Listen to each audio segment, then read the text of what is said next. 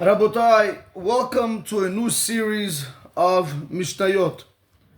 Bezrat Hashem, we're going to call it the treasures of Mishnah. The reason we're calling it that is because we're going to do the Mishnayot Muvu'arot. And it's going to be a little bit more in depth. It's not the regular Mishnah where you just learn the Mishnah and you move forward. It's a little bit with more understanding. Why is this very important? Rabotai, Chazal tell us, if you will seek it like silver, and search for it as hidden treasures,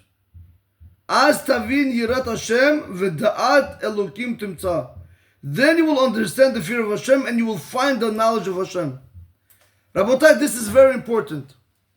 When it comes to Hashem's Torah, it's one thing to learn it at a very fast pace, which is nice.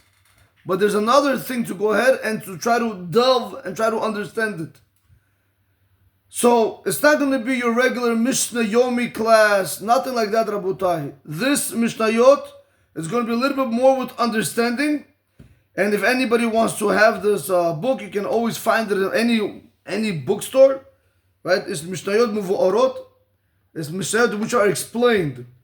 As we do it, you will see what I mean, Rabotai. It's more like an in-depth Mishnah, if I can tell you. So we will begin Bezrat Hashem B'Neder. Before we even begin Me'amotai Kuri Yeshua B'Aravid, before we begin, from when does one begin to recite the Kriya Shema in the evening, we want to give a small introduction. He brings out over here Bi'ur Mishnah Aleph. He wants to explain the first Mishnah.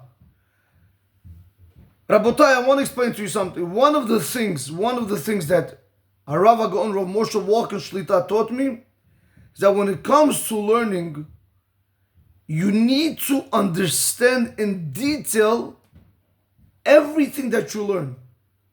Now you have some people that they tell you, no, if you don't understand, just move forward. No, Rabotai, if you don't understand, figure it out. Have it clear. Because these things will show up somewhere else. So that's what we want to do. Mishnayot, Rabotai, are supposed to take no longer than 5-10 minutes. But not in this series.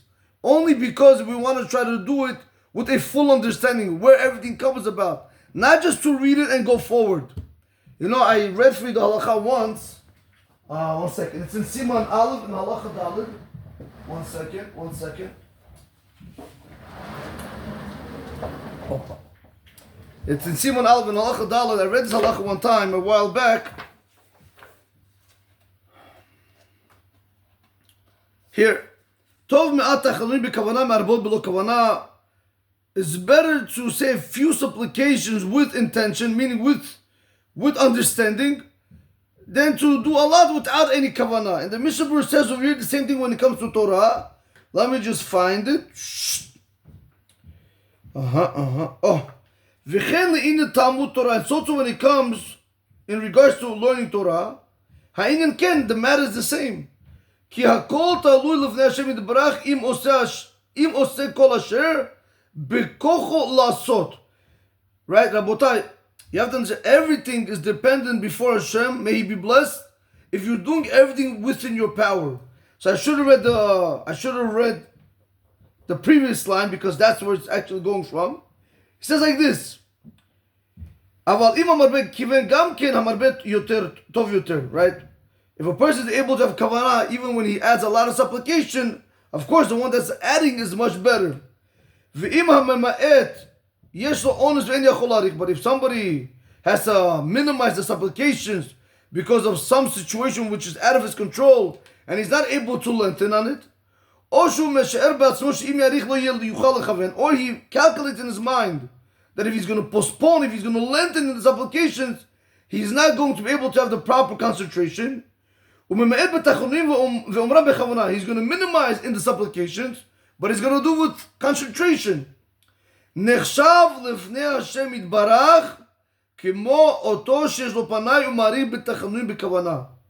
He's considered before Hashem, may He be blessed, like that person who has time and is lengthening his supplications with concentration.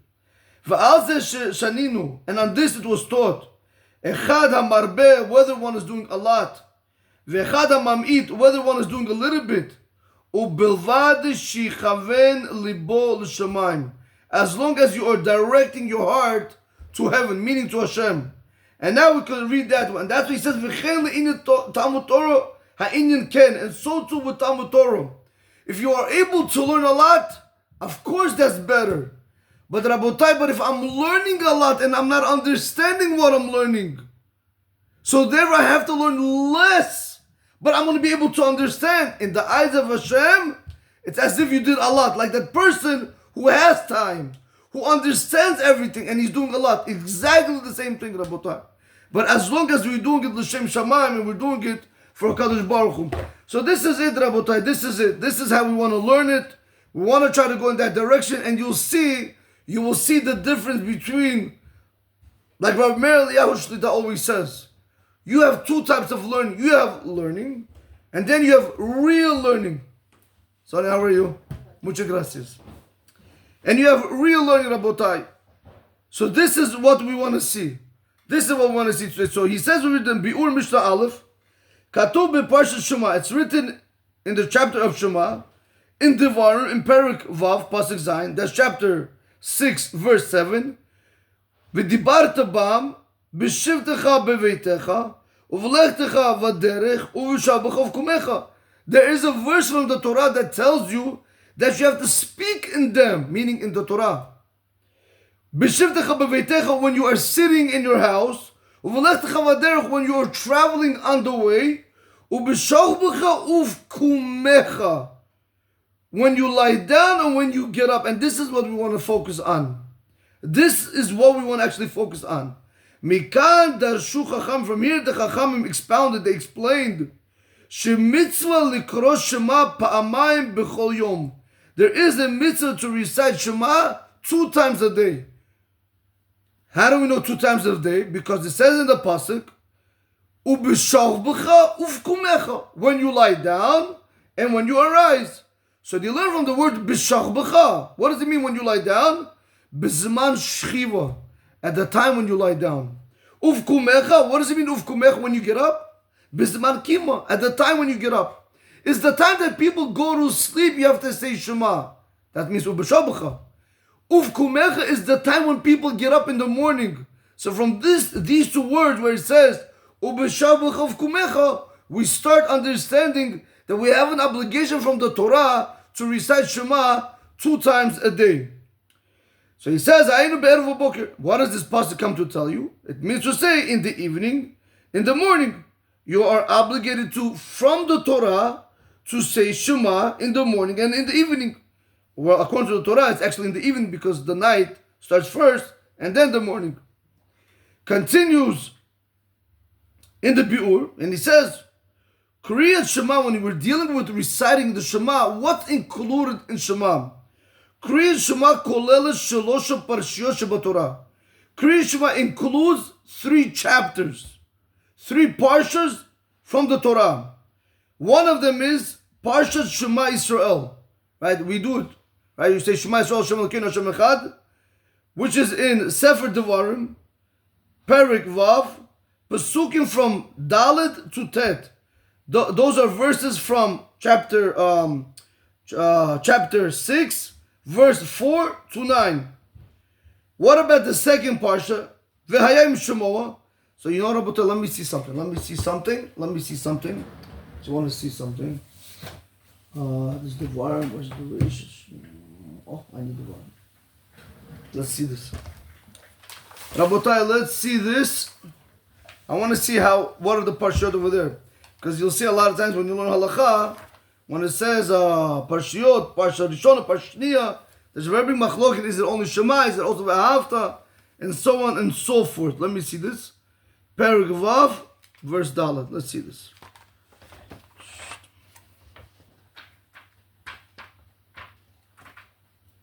Actually, I don't want to look through it, but let me do it. I want to just for my...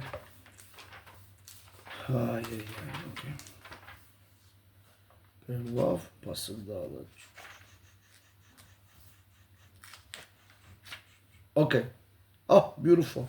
So he said, we have from Perek, right? Perek Vav, Pasuk Dalet, that's 4 till 9. Let's see. So he says, Shema Yisrael Hashem Elokeinu Hashem Echad, beautiful. Ve'ahavta et Hashem Elokecha. One second. Ve'ahavta et Hashem Elokecha b'chol levavecha v'chol nafshecha u'v'chol miyodecha. That was verse number 5. So verse number 4 is Shema Yisrael. Verse number 5 is Ve'ahavta et Hashem Elokecha. Verse number 6 is Ve'hayu advarim ha'ela asher anuchi mitzavcha hayom al levavecha. Verse number 7 is Vishenamta v'levanecha v'dibarta bam b'shivtecha b'vetecha uletcha v'der u'shobecha v'kumecha. Verse number 8 is Ukshartam leot al yodecha v'hayu letatfot ben enecha. Verse number 9 is Uchtavtam al mezuzot beitecha uvishorecha. Wow, very nice. Rabotai, something very interesting. I'll tell you why. Oh, that's very nice. I just paid attention to this. That is what? We got 5 verses, excluding the Shema. One second.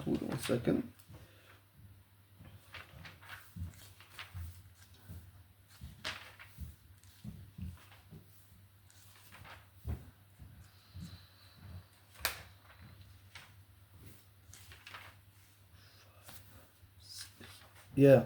Wow. Rabotai, in the whole, if we start from Shema, there's exactly 6 verses in the first chapter of Shema. When I say chapter, I mean paragraph. That's very interesting, Rabotai. That's actually interesting. I never paid attention to it, but now that I looked into it, I actually see the difference. Wow. See? I even learned something. Wow. Okay. Rabotai, so he continues and he said like this. That was in the first paragraph. Continues. What's in the second paragraph? Parsha v'hayim Shemoah.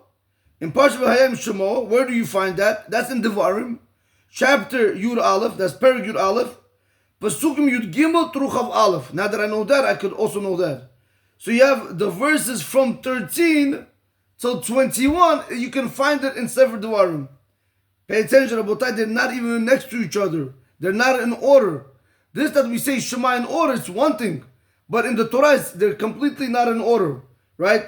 Devarim was in chapter 6, verse 4 to 9. The second paragraph, chapter 11, verses 13 to 21. So he says over there, Shegam Baneimar, because also in the second paragraph it says over there, Ledaber bam b'shivtecha beveitech, etc. uvshobecha v'kumecha. So we actually have it also in the second paragraph, the mitzvah of reciting Shema in the evening and reciting Shema in the morning. What about the third one? The third paragraph is called Parshat Tzitzit, the paragraph of Tzitziot. Where is this found, Rabotai? Completely in a different place. That's not in even the Sefer Devarim. It's in Sefer Bamidbar. In Perek Tetvav, it's from Pasukim Lamed Zayin to Mem Aleph, from 37 to 41. Wow. So why do we say that, Rabotai? Mipnei sheyesh ba zichirat yitziat Mitzrayim. Because over there you have the remembering of coming out of Egypt. Umishum shenemar ba, and also because it says in the third paragraph, L'ma'an tizkiru v'asitem et kol mitzvotai. Because they say you should remember and do all my mitzvot. V'harei ze hemshech le'parshat v'hayim Shemoah tishmu'u el mitzvotai. And this is a continuation from the second paragraph where we say over there, V'hayim Shemoah tishmu'u el mitzvotai. So now he says, Sheloshet ha'parukim harishonim shel masechtenu oskim b'hilchot Kriyat Shema. The three first chapters of the Masechet, they're going to be dealing with halachot of Kriyat Shema. Mishnatenu dana b'zman Kriyat Shema be'erev. Our Mishnah that we're going to learn today, B'linada Be'ezrat Hashem, it speaks about the time when one has to recite Kriyat Shema in the evening. Umevur b'Gemara, and it's explained in the Gemara, Sha'atana shel Mishnatenu lo limet tichila et ikar hachiyuv shel Kriyat Shema, ela patach mi'at b'she'elat zman ha'kriyam. Rabotai, in the Gemara, if you do Masech Berachot in Daf, it's literally the first page, Daf Bet Amor Aleph, over there he says the Tana doesn't open up, the Tana doesn't teach over there the main obligation of Kriyat Shema. Rather, he opens up immediately with the time of Kriyat Shema. He doesn't tell you you have an obligation to recite Kriyat Shema from the Torah of Shabbat of Kumech. He doesn't say it. That's how the Mishnah begins. ממתי קוראים שמע בערבית? משעה שקוראים לחינוך בתרומתם. 1 second. When we're going to do the Gemara Masechet Berachot, you're going to understand what does that mean? I don't get it. You're telling me that from when does one recite the Kriya Shema in the evening? From when the Kohanim enter to eat the Truma. We'll see what Truma is. But 1 second, I have a problem. Before you could tell me that from when I recite Kriya Shema, shouldn't you tell me that there's an obligation to recite Kriya Shema? And that's what he's saying over here in the Bi'ur. He says like this. It's explained in the Gemara, the Tana of our Mishnah, Tana literally means teacher. The Tana of our Mishnah, he didn't teach us the beginning. He didn't teach us, 1 second, he didn't teach us in the beginning the obligation of saying Kriya Shema. Rather, what did he do? Rather, he opened up immediately with the time of when to recite the Kriya Shema. Can you imagine? You know, a person asks you, are you coming to my wedding? What? I didn't even know you're getting married. Same thing over here. You didn't send me an invitation, nothing. The Tana comes and he says you have to recite the Kriya Shema in the evening, in the morning. Hazaka Baruch. But first, tell me that there's obligation. So that's what he says here. That's what we have over here in the Mishnah. Rather, you open up immediately with asking the question of the time of reciting the Kriya Shema by saying, from when does one recite the Kriya Shema, etc. Why is that? The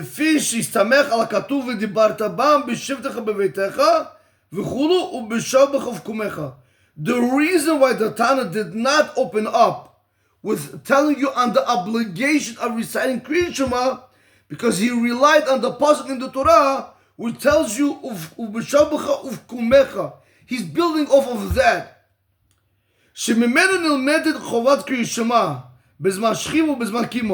Because from that verse of ub'shabecha uvkumecha, you learn out the obligation to recite Kriya Shema when you lie down, meaning at night, and when you wake up in the morning, meaning in the morning.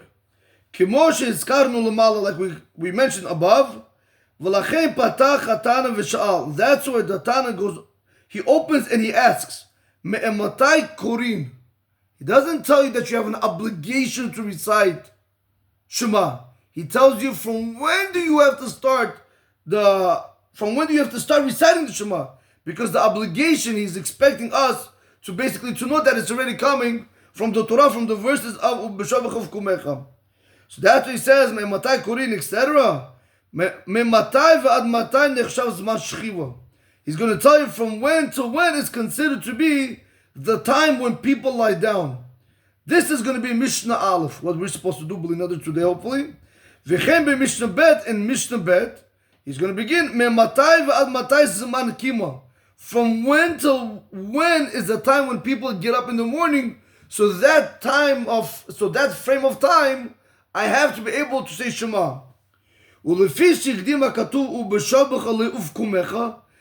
in the Torah the verse preceded by saying ubeshabecha when you lie down, to uvkumecha when you get up, dan gamatana techila bezman kriya Shema be'erev. That's why the Tana over here began me'ematai korin Shema be'aravit.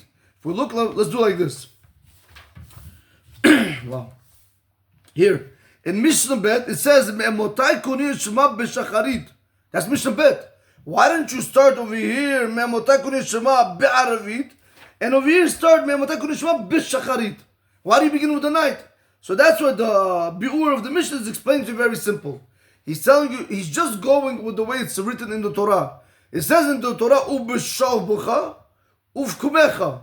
When you lie down, when you get up. So that's why he's going with that time. That's where he began. Me'emotai korin Shema be'aravit.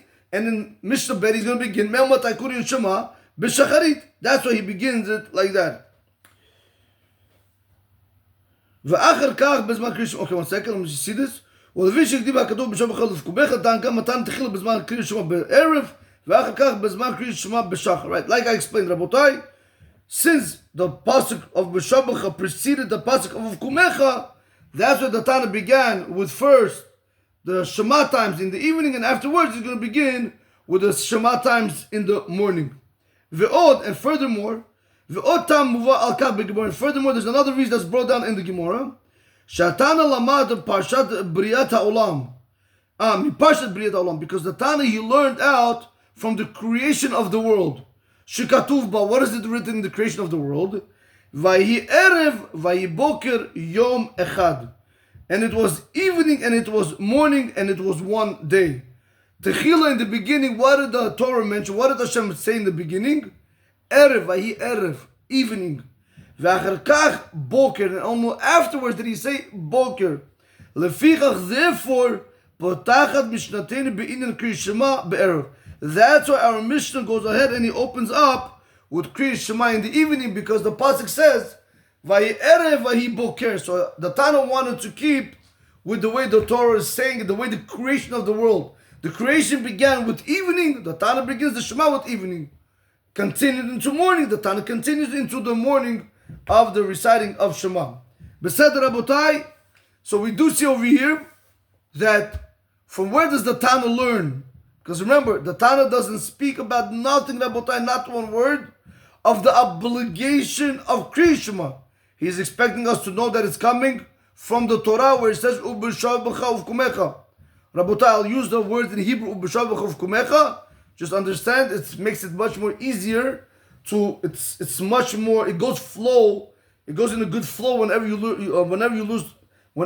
use Hebrew, the Lashon HaKodesh terminology, it goes very nice in the flow of understanding whatever you're learning, in our case, Mishnah. So, Rabotai, one more time, the Tana does not speak about that obligation at all. Begins right away from when do you recite. Why is that? Because the Biur Mishnah explains to us, very simple. Because it says in the Torah, since the Torah began when people lie down and when people get up, so the Tana went exactly like that, with the evening then the morning. And also we saw, because it says, Vayi erev, vayi boker, yom echad. Again, the creation of the world was, first evening was created, then only day was created. That's why the Tana went with the evening, and then he went with the day, just like it was with creation of the world. Fine, Rabotai, we are beginning the Mishnah. Me'amotai korin es Shema be'aravit. From when does one recite the Kriyas Shema in the evening? Misha'asha kohanim nichnesim lechol bitrumatan. From the time that the kohanim enter to eat their truma. Rabotai, before we continue, let's just explain what truma is. I have over here, I was doing this 1 second.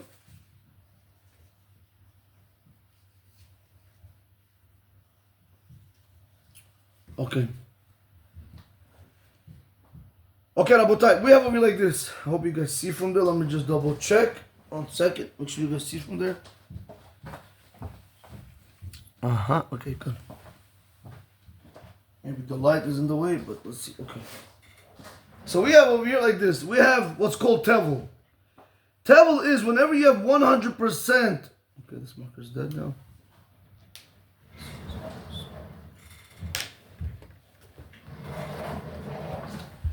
Tevel is whenever you have 100% produce. The farmers would go ahead and they would collect the produce. Before they were allowed to eat the produce, they would have to give donations to a Kohen, Levi, and sometimes even take it for themselves before they even are allowed to even eat this. So how did it work, Rabotai? So Truma was 1% was given to a Kohen. It's called Truma, like a donation. So 1% would be given to a Kohen. So now the farmer would have 99% of produce left. Then he would have to give Maser Sheni. Then he would have to give, I'm sorry, not Maser Sheni, I apologize. Maser Rishon, I apologize, 1 second. Not Maser Sheni. Maser Sheni is on the bottom. Maser Rishon.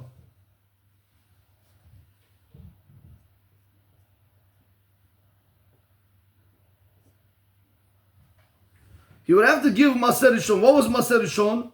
Maser Rishon was the first 10% that the farmer would have to give from his produce after he gave 1% to the Kohen, which was Truma. So now he gives from 99%, he gives 10% to the Levi. This is called Maaser Rishon, the first 10%. But now you have Trumat Maaser. What is Trumat Maaser? Trumat Maaser is given from the Levi to the Kohen. So we're going to go like this. But he also has to give 10%. He has to give 10% from what he received from the farmer. But this 10% is really 1% because since he got 10%, he's only giving 1% because that's 10% of 10% is 1%, Rabotai. So really he's going to give him 10%, which is called Trumat Maaser. Maaser is 10%. Okay, let's do this. Let me not make it complicated. He's going to give him 10%. The Levi gives the Trumat Maaser. Why is it called Trumat Maaser? Because again, the Truma is going back to the Kohen. And the Maaser is because he has to give a Maaser from the Maaser that he received. So basically what the Levi is giving the Kohen, in reality is not 10% from here. It's giving him 1% from here. Here. Alright, boys, excuse the writing. I'm writing sideways. Alright, so that's how it comes out. We have one more time, Rabotai. So let's finish it and then we'll go over it. So Levi gives it to a Kohen 10%, which is really 1% from his 10%. That's why it's called Trumat Maaser. He gives 10%, which is Maaser, Truma, goes to the Kohen. Now we have, so what are we left over here with? After the farmer gave 10% to the Levi, he's left with 89%. Now you have what's called the second 10%, which is it's called Maaser Sheni. The Maaser Sheni has to be eaten in Yerushalayim. Now, if it would be a lot, or they were not going to be able to carry it, they would have to redeem it onto money. I will explain. So Maaser Sheni actually applied in these years. 1, 2, 4, 5. That means like this. In a 7-year cycle, okay, let's put it like this.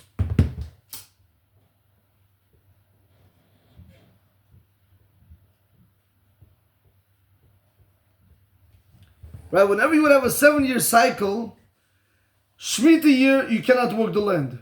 We're going to see right now that there was also a 10% that you have to give on the 3rd year and on the 6th year, which was called Maaser Oni. It was called that you have to give 10% to the poor people. That didn't go to him. But on the 1st year, the 2nd year, and the Shemitah year, in the 7-year cycle, the 1st year, 2nd year, the 4th year, and the 5th year, that Maaser Sheni, which is the second 10%, it would be given to him directly. He would take it and he would have to go and eat it in Yerushalayim.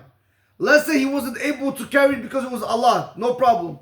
Let's say the Maaser Sheni, what doesn't matter, whichever year would fall out, that's what he would give. For example, say today we are in the 2nd year of the Shemitah year cycle. Good, he gives 10% Maaser Sheni, but he doesn't give 10% of the poor. For the poor people, because it's still not the 3rd year. On the 3rd year, he's going to give 10% to the poor people, but he's not taking Maaser Sheni because Maaser Sheni does not exist on the 3rd and 6th year. The second 10% does not exist on the 3rd and 6th year. So all the way also, the 10% for the poor people does not exist on the 1st, 2nd, 4th, and 5th year. So Rabotai, so let's just finish this thought. So let's say that on the 2nd year he had Maaser Sheni, which is worth $10,000. He's not going to be able to carry everything to Yerushalayim. So what does he do? He redeems the fruits. He redeems their kodesh, their sanctity, onto money. So whatever it is, they're going to have to also, we'll see, Rabotay has to give a 5th on top, but he's going to redeem it onto the money. He's going to take that money, go to Yerushalayim, and now go ahead and buy the fruits or whatever he was going to eat there. Whatever he wants, but he has to eat the food over there. So it's over here, Rabotai.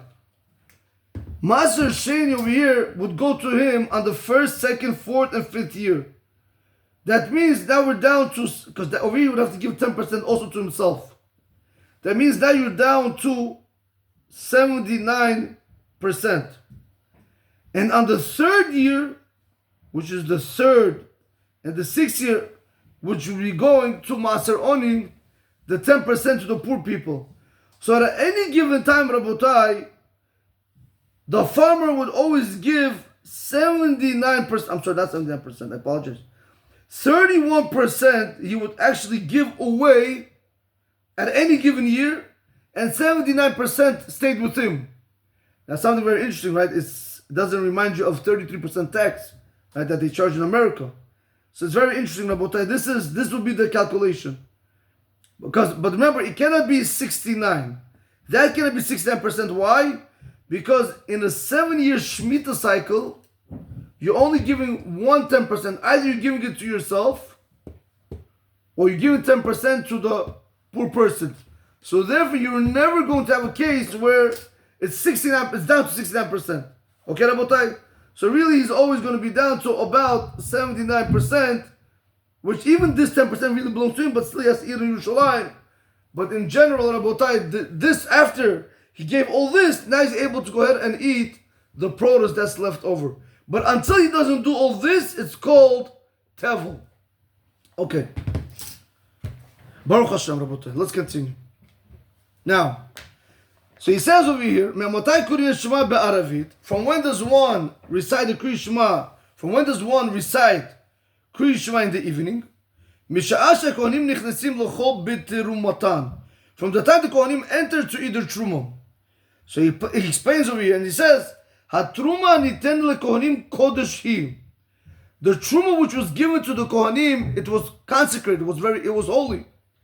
Ve'en haKohanim mutarim ba'achilata ela kashem tohorim. The Kohanim are only allowed to eat the Truma with the 1% which was given from the farmer to the Kohen. The 1%, they are only allowed to eat it when they are tahor.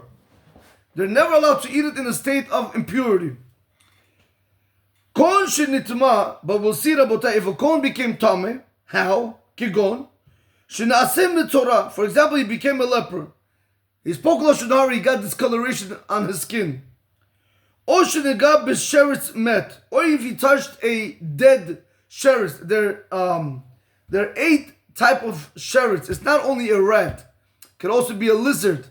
I don't have the book with me. There's Pirush Chai that he explains that there's a Shmona Sheratim, it's called. There's 8 types of creeping crawlers that when they're dead, if you touch them, you become tameh. But if they're alive, you don't become tameh, Rabotai. Something interesting.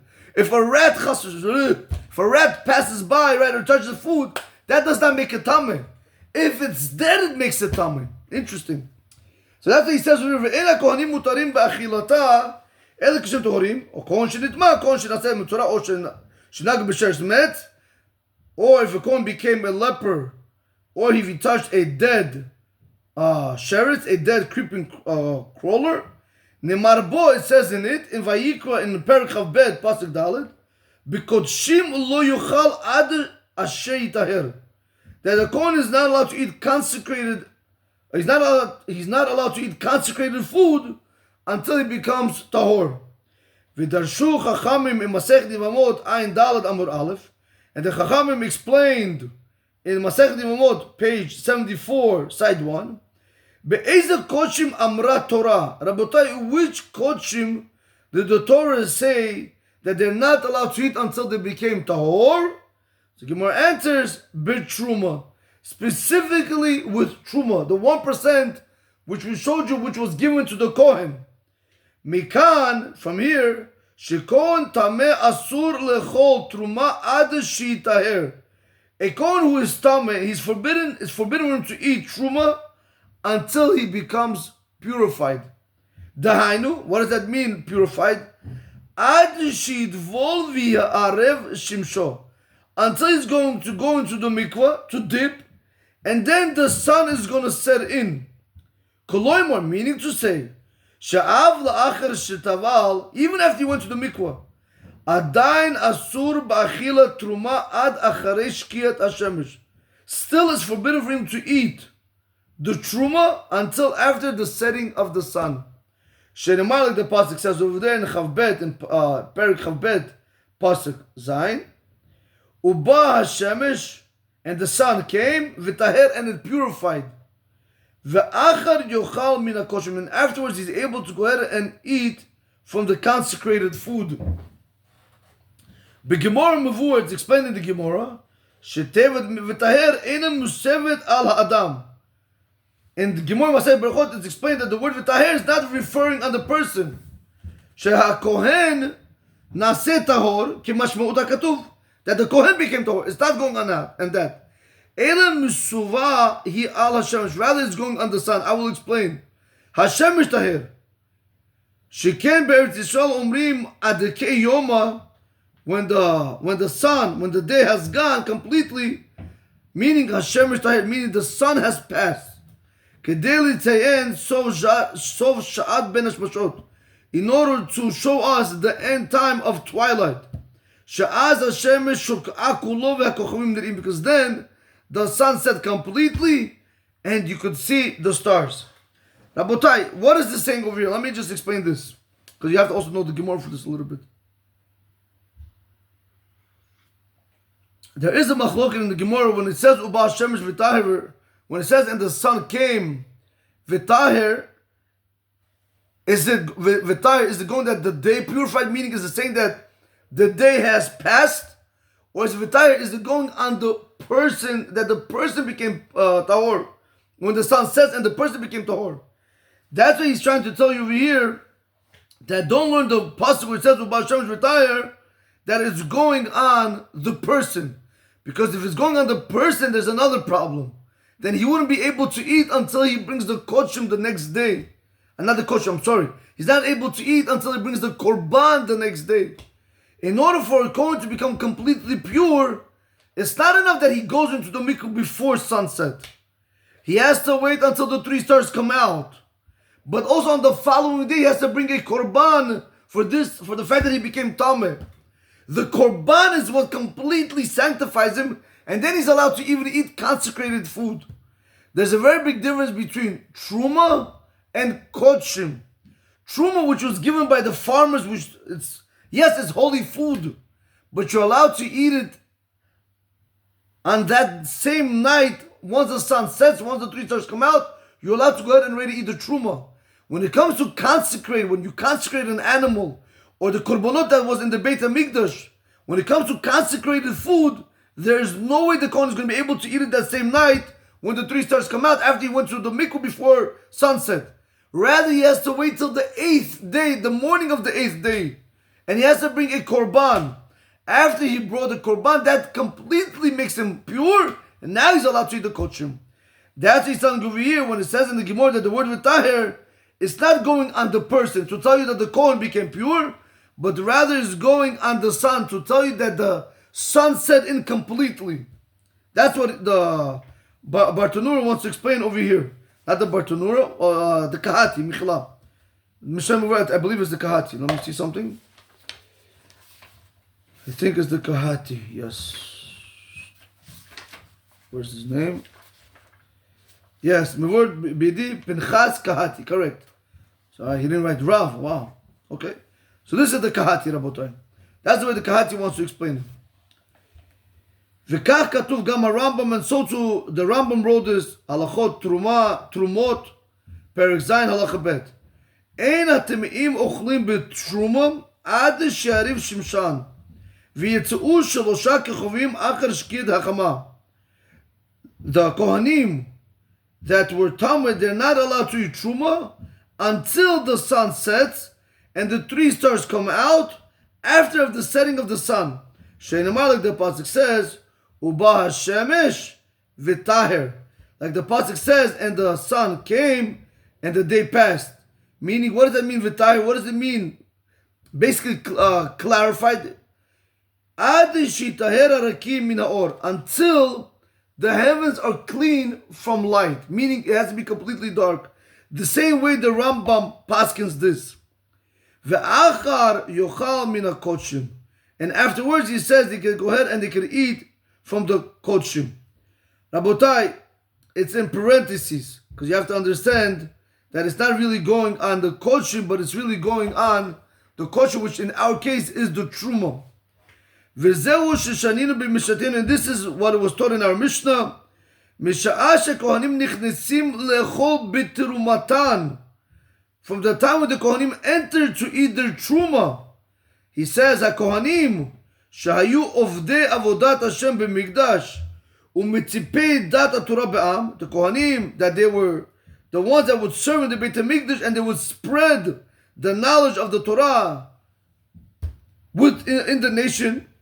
Hayu mishamshim b'zizirotam u'b'dikunotam dugma la'am.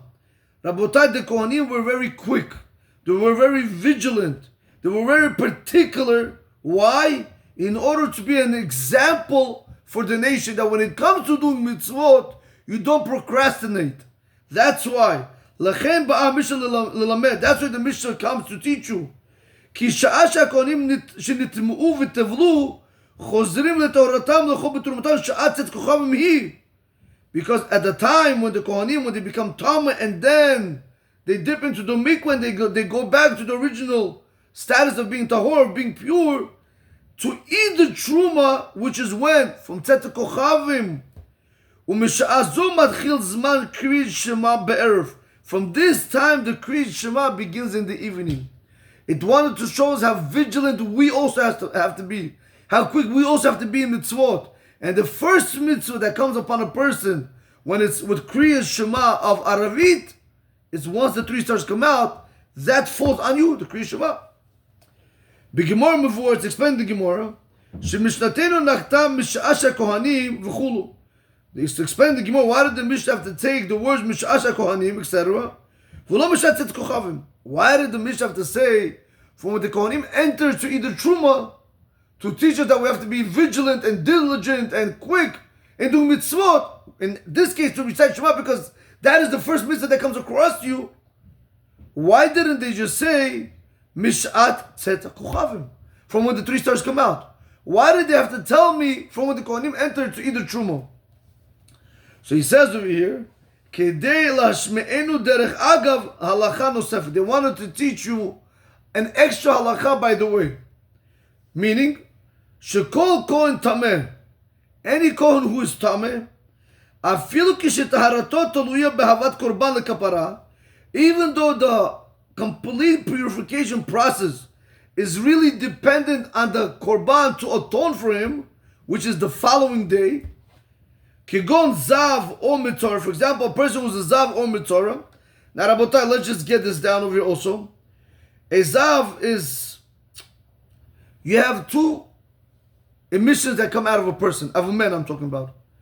Whenever a person has relations with his wife, we call that carry.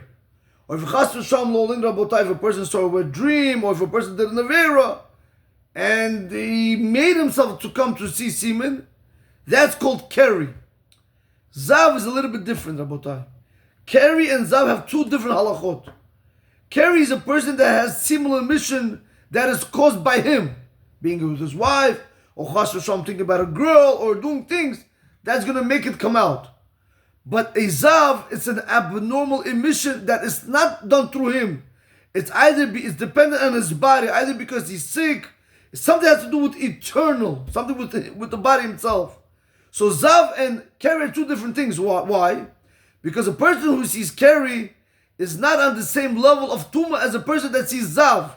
A Zav is a real tumor, Rabotai. A Zav, if he sees 2 consecutive times, he becomes a Zav. He's Tameh. So that's what he tells you over here. He says, Kigon Zav or Mitzorah. For example, you have a Zav, a guy who saw an abnormal emission, which is not the regular semen that a person sees. La'achir shetav or Mitzorah. Mitzorah, again, like we explained, the leper, a person who has discoloration on his body. La'achir shetaval, after he went into the mikvah, ve'erev shimsho, and then the sun set, harehu ochel b'truma, he's allowed to go ahead and eat truma. Sheinamah, like the pasuk says, uba hashemesh, like the pasuk says, and the sun came and the day purified, and afterwards he's able to eat from the kochim. Again, the kochim over here is truma and not real consecrated meat. The coming of the sun holds him back from eating truma.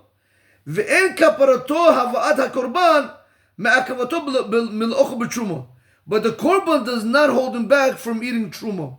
Now, Rabotai, let me explain to you like this. Let's see this.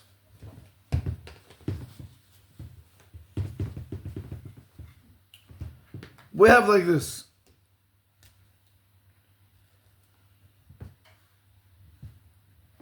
right? Let's say we have 1, 2,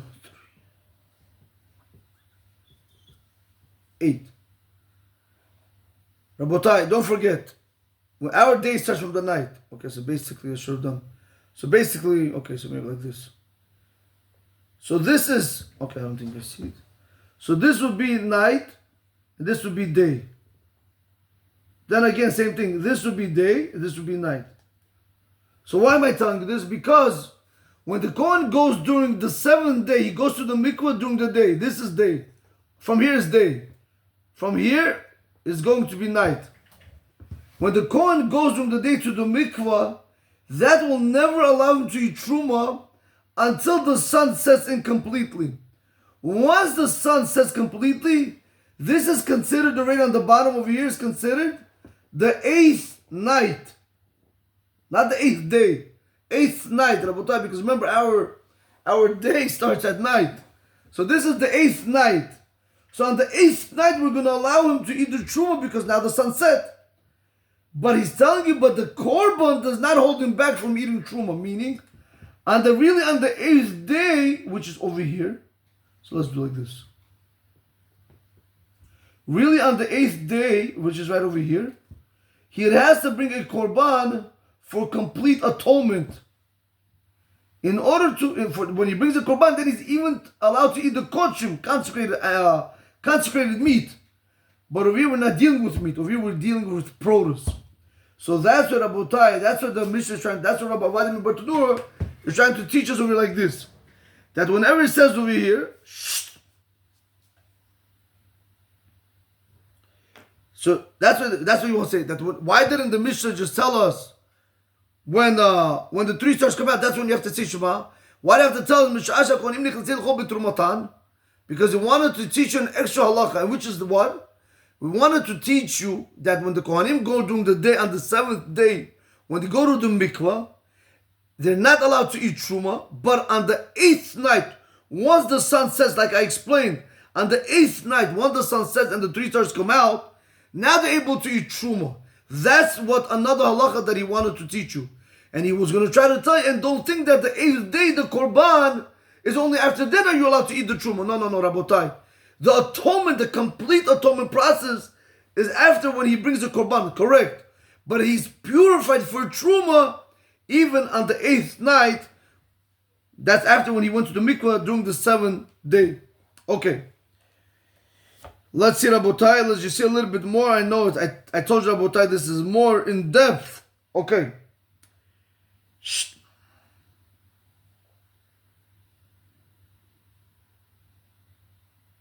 Okay. He says over here, let me see, up to where should I go? Let me see, maybe, okay.